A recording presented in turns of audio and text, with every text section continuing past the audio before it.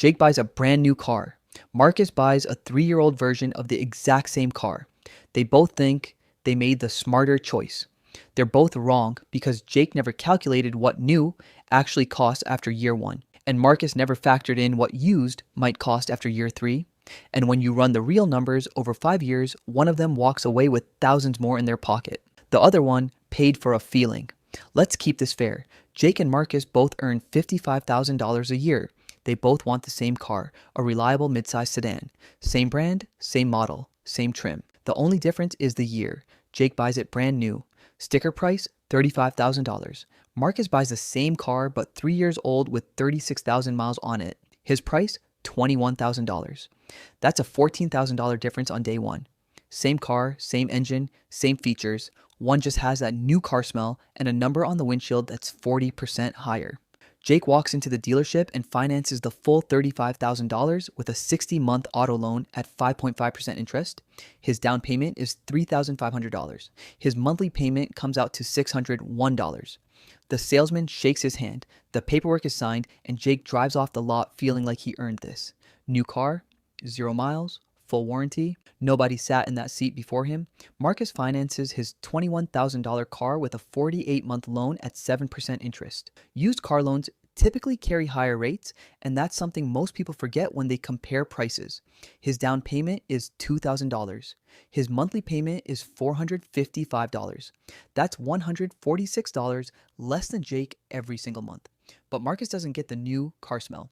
He gets a car with a minor scratch on the rear bumper and a cup holder that's slightly sticky. Nobody's impressed at the parking lot. On day 1, the gap seems obvious. Jake has a brand new car. Marcus has someone else's old car. But let's talk about what happens to Jake's car the moment he drives it off the lot. Depreciation, the silent killer of new car value. The average new car loses between 20% and 25% of its value in the first year alone. Jake's $35,000 car, by month 12, it's worth roughly $26,000 to $28,000. That's $7,000 to $9,000 in value that vanished into thin air. Not because anything broke, not because the car got worse, just because it's no longer new. That one word, new, cost Jake $9,000 in 12 months. Marcus's car already went through that brutal first wave of depreciation before he bought it. The original owner absorbed that hit. When Marcus bought it at $21,000, his car was already on the flatter part of the depreciation curve. After 1 year of ownership, his car is worth roughly $18,000 to $19,000.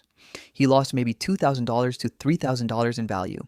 Jake lost 3 times that. Same cars, same roads, same parking lot. Let's look at where they stand after year 1. Jake has paid $3,500 down plus 12 months at $601. That's $10,712 total. His car is worth about $27,000. His remaining loan balance is approximately $26,500. He's essentially underwater or barely breaking even. Every dollar he's paid so far has gone to interest and depreciation, not equity. Marcus has paid $2,000 down plus 12 months at $455. That's $7,460 total. His car is worth about $18,500. His remaining loan balance is around $15,200. Marcus already has positive equity. He owes less than the car is worth. If life threw him a curveball and he had to sell, he could walk away with cash. Jake couldn't. Now, let's move into years 2 and 3. This is where the warranty conversation shows up, and it's the strongest argument new car buyers have. Jake's car is fully covered under the manufacturer warranty. Bumper to bumper for 3 years or 36,000 miles. Powertrain coverage for 5 years or 60,000 miles. Something breaks? Covered. Air conditioning stops working in August? Covered. Weird noise from the transmission? Covered. Jake pays nothing for repairs during this window. His only costs are oil changes, tire rotations, and the basics. Maybe $300 to $500 a year. Marcus, his warranty situation is different. The 3-year bumper-to-bumper warranty expired before he even bought the car. He might have a year or 2 left on the powertrain warranty, but everything else is on him. And used cars outside of warranty start asking for money. By year 2 of ownership, Marcus has already dealt with a brake replacement for $400, new tires for $700, and a battery replacement for $200. Year 3 brings a suspension repair for $600 and an alternator replacement for $450. Over 3 years, Marcus has spent roughly $2,500 to $3,500 on maintenance and repairs. Jake has spent maybe $1,000 to $1,500. That's a $1,500 to $2,000 gap in maintenance costs, and it's real. But here's the thing, that $2,000 in extra maintenance doesn't come close to closing the gap that depreciation blew open. Not even close.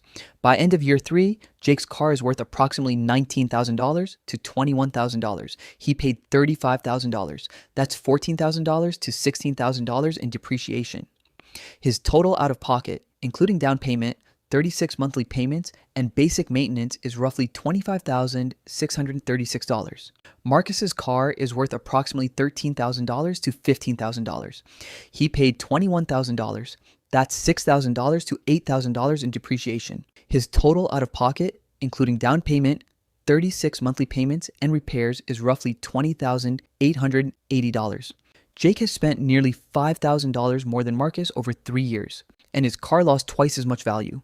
The warranty saved Jake maybe $2,000 in repairs. The depreciation cost him $8,000 more. The math isn't even close. Now here's where the picture gets even more interesting. Year 4. Marcus makes his final loan payment, month 48, done. The car is his, title in hand, no more monthly payments. From this point forward, Marcus's only car costs are insurance, gas, and maintenance. For a 7-year-old sedan in decent shape, that's roughly $150 to $200 a month. Jake, still paying $601 every single month. He has 12 payments left. Every month, Marcus pockets $601 he doesn't have to spend. Actually, more than that, because Marcus's insurance is also cheaper. Insurance premiums on used cars are typically 10 to 15% lower than on new cars. The car is worth less, so it costs less to insure. Over the life of ownership, that gap adds up to $1,500 to $3,000. Year 5. Let's do the final scoreboard. Jake has made 60 payments of $601 plus his $3,500 down payment. Total loan cost, $39,560. Add in $2,000 to $3,000 in maintenance over 5 years. Total spent, approximately $41,500 to $42,500. His car is now worth roughly $15,000 to $17,000. Subtract that residual value and Jake's net cost of owning this car for 5 years is approximately $25,000 to $27,000. Marcus made 48 payments of $455 plus his $2,000 down payment. Total loan cost, $23,840. Add in $5,000 to $6,000 in maintenance and repairs over 5 years.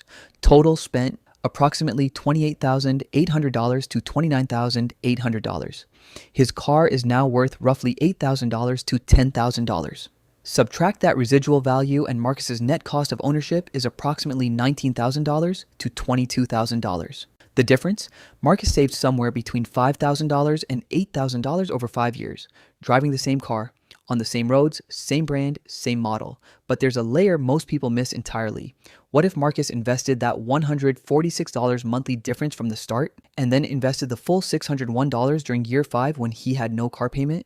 At a 10% average annual return, that $146 a month for 48 months plus $601 a month for 12 months grows to approximately $15,000 to $17,000 by the end of year 5. That's not savings. That's invested wealth growing on its own. Jake has $0 in that column because every dollar went to the car payment.